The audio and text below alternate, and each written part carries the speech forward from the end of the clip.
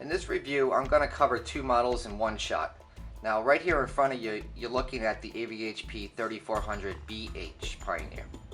Now, they also have an AVH-P2400BT. Now, the difference between the two is basically nothing with the exception of the HD radio. As far as I can tell, it seems like Pioneer just made so many double-din units this year to, I guess, squeeze out the competition, and they just have something for a price point for everybody. And I mean everybody. They got the 1400, the 2400, 3400, 4400, 8400. Then they got the GPSs, which is the X940BT, and then they have the Z140BT. Holy cow, that's a lot of freaking parts, Batman. That's a lot of units. More than they've ever made. And it's kind of like a shock, because I would have thought that due to the way of things being in the world that they probably would have cut back, if anything. I guess not. So anyway, with that said, this is the 3400BH. This guy here is basically the 4400BH's little brother, from what I can tell. Now this one here has nothing to do in common with the 4400 aesthetically, I can tell you that for sure. The 8400 and the 4400, which I just got done reviewing, I have reviews on all the Pioneers, by the way, so if you're out shopping, you're trying to make up your mind of which one you want to get, I'm probably going to be a pretty good resource, because I'm actually reviewing all of these units this year. Now, the 3400BH I would consider to be their middle of the road. Okay, so if you're not looking to go balls to the wall and just go, broke buying a new receiver, and you're not that hardcore as an audiophile, but you like a lot of toys and all the stuff that you come to love in a Pioneer unit, this 3400 is probably going to fit the bill for most of you guys. It does have its ups and it does have its downs. More on the upside is, of course, it's very attractive. It's easy on the eye. As you can see, I'm letting it go through demo mode for you right now.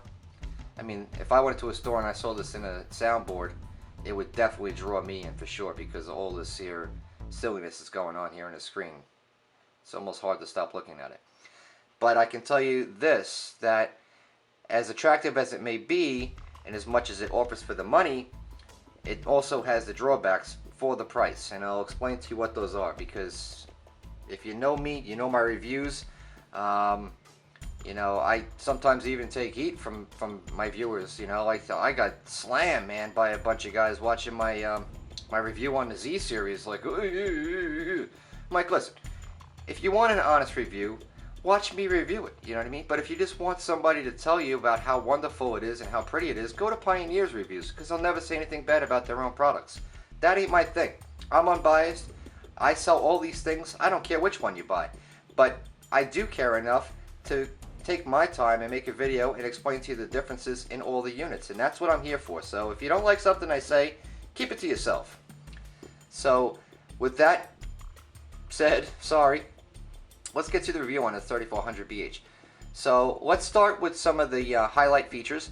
The unit is iPod ready, and when I say iPod, it'll do the 3 series, like the 3, the 3GS. It'll also work on the 4 and the 4S. So both of those units, not a problem. It'll pair up just fine. They also have the app mode. This works with the Android series units as well, which is a great thing, because Androids are blowing up out of control. I mean, I've seen this, like that new Samsung, boy, that thing is killer. A lot better than what I got, this iPhone. It's almost a disappointment when I look at this thing lately these days. But, iPhone is the most compatible thing. And all these functions that you find in here on the screen, all this stuff is all about iPhone. So if you're an Apple guy, this radio is going to be just right up your alley. So, to start out with, on the front of the panel, you got a 5.8-inch screen diagonally. Okay, it is a gloss black finish, which is very nice. They do give you a trim ring if you're wondering why it looks so tiny. This is missing. And of course it's not installed in a vehicle, so it looks a little strange. Now, down here, this is probably the biggest down point of this unit. Right there. It has, let me try to hone in on that real quick. Right here is a little door for the USB slot. And over here is a 3.5mm analog input. Now, in order to utilize your external device, you got to plug it in like so. So that means what? That means that you got a wire hanging out of your dashboard.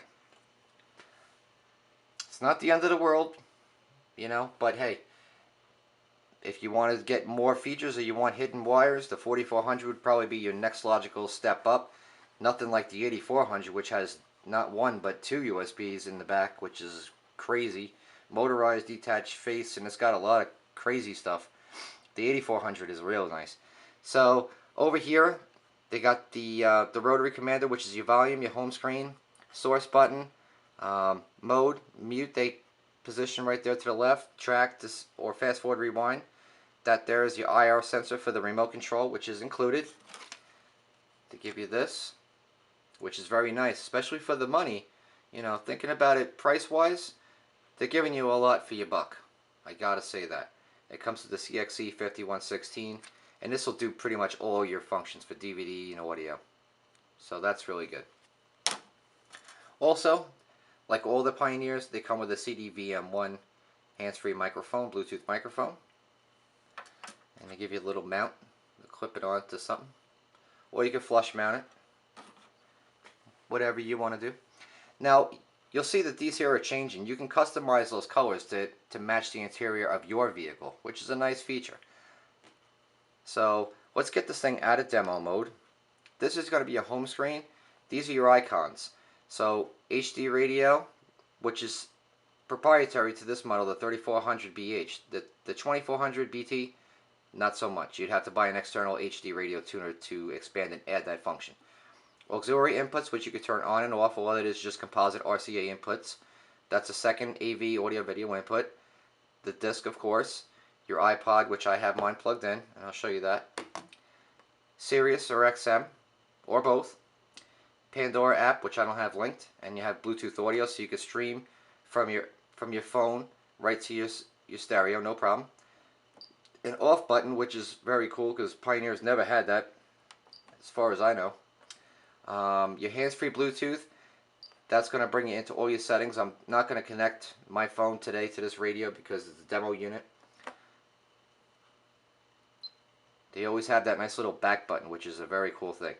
Your camera input, so you can turn on a rear view camera dedicated, so if you switch your vehicle into reverse gear and you have 12 volts getting applied to the signal wire on the back of the receiver, she'll put on the image and you can change the polarity from negative or a 12 volt trigger input to turn on the camera. You can also override and watch the camera whenever you feel like watching it. Okay, so there's your Bluetooth favorites. I have nothing paired, so forget about that. Theme, this is worth talking about. Now this is very much like the 4400 I reviewed, the 84 as well. You can change all these colors here. If you notice, I'm doing the illumination, so it's going to change these. Green, blue, red, yellow. Or you can make your own color. This slide looks exactly like all the other models. So there is a lot of, you know, how they kept it. They kind of kept it through the whole series, which is nice and I appreciate it. It makes my job a lot easier. Now on your screen, that's your background. You can mix and match these. So let's say if you had a red and white instrument cluster, right? So you want the back of the screen to be white and you want those to be red. There you go. You can get out of there. And that's what it's going to look like, red and white. And you can mix them up and do whatever you want to do with that. Pretty good, right? Now, here's all your sources. Ooh.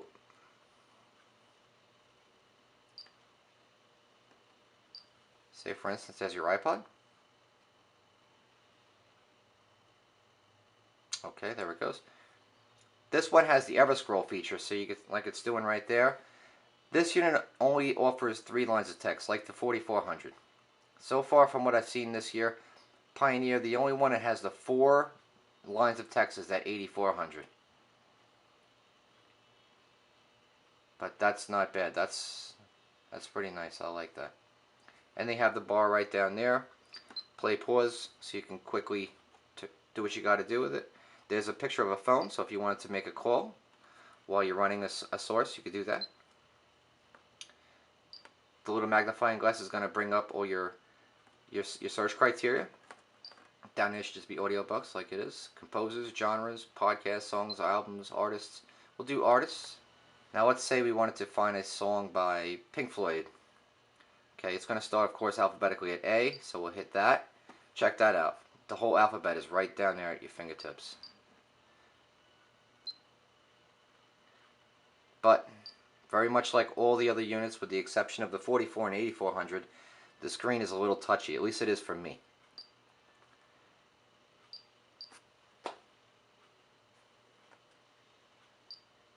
I mean, you can't expect it to go right to Pink Floyd, but P is what you're going to get. Hey, who took my Pink Floyd off? Okay, let's try this again. Obviously somebody resynced my phone. I'm going to go to R for Rush because they're my favorite group. They better be on here. There they are. There you go. And you could do it this way by sliding your finger. Again, the touchscreen. This one here is definitely more pronounced than a couple of the other models I've noticed. The 7-inch seemed to perform a little bit more and a little less touchy. And I don't think my fingers are any different than yours. But let's try that again. I think maybe you just have to hold it. That's the trick. Maybe I just touch it too lightly.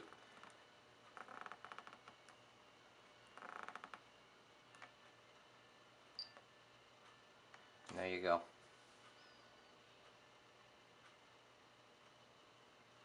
Not bad.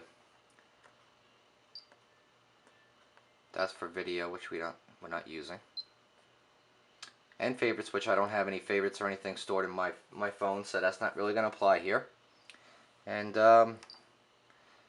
that's pretty much it. I mean, it's not really a whole lot of crazy stuff going on here. I'll touch on some of the settings. Fader balance, why bother, you know. Graphic EQ. This one here is definitely a little bit more simplified than the upper end models. The other upper end models is strange. This one here, you have to go left and right to get to the settings. Oh, I'm sorry, no, it's not. You can actually touch on the band. Say if you wanted to do the 10,000 hertz, right?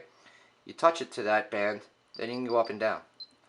But I noticed, like, say for instance, again on the 8400, you can touch it and then go up and down right from there, which to me makes sense, but I'm sure that they have some reason for doing it this way. And there you go. 3, 4, 5, 6, 7, 8. You got an 8-band digital EQ built into the unit. Not too shabby. There's your back button, very nice. Sonic control, so that way you can position where you want the sound to focus on. Loudness, which is going to be low, mid, and high, like they've always been. Subwoofer, just like they've always been, turn on and off. Phase, reverse, normal. Level, which is the volume. The frequency. So with this, you could take the frequency of a sub and make a bandpass filter. Say for instance, you could have your highs cut off at, say, 100 hertz, and you could have this set to 125 and create bandpass filters if you wanted to. However you need to adjust it in your system, you could do it. If you go down, there's your high pass filter, just like I was explaining. Same settings apply. So basically on the sub, if you wanted to take a 80 hertz and down, you would set it to 80 and it will only play 80 hertz and lower. And on here, you can set the same thing, so it'll pick up from 80 and go forward into the upper end of the frequency range. Or you can go like this and just get rid of from 80 to 100 hertz and just get rid of those 20 hertz. Sound level adjustment, that's just going to give you the adjustment, so that way, kind of like when you watch TV and the TV is on and it's 20 decibels and then the car commercial comes on and it's like 80 decibels and it drives you insane. This will fix that. You can adjust that. Not a bad deal. And that's, you know, pretty much the meat and potatoes of it. There's your home screen, and I'll show you what's in the back. Okay, so what we're looking at now is the back end of the unit. So really quick, right here is the 16-pin power speaker harness. Nothing too exciting there. There's your 3 sets of preamp outputs for your front, your rear channel, and your sub output. Antenna. This yellow RGB is going to be for expanding off onto an optional GPS, which is the AVH-U220. Okay, then you got your microphone. WR is for a wired remote for a steering wheel interface, which most cars use these days. Then you got your standard composite RCA audio video deals. input, and then you have the IP bus, which they're going forward still using this, and that is going to be for adding in a CDSB10 and an SCC1 to do Sirius radio, or the same port would be used for the GEXP920XM, adding XM to the radio. And that's pretty much it. Very simple. The 2400, nothing really different going on. So that's it. There's your reviews for the 2400BT and this baby right here, 3400BH.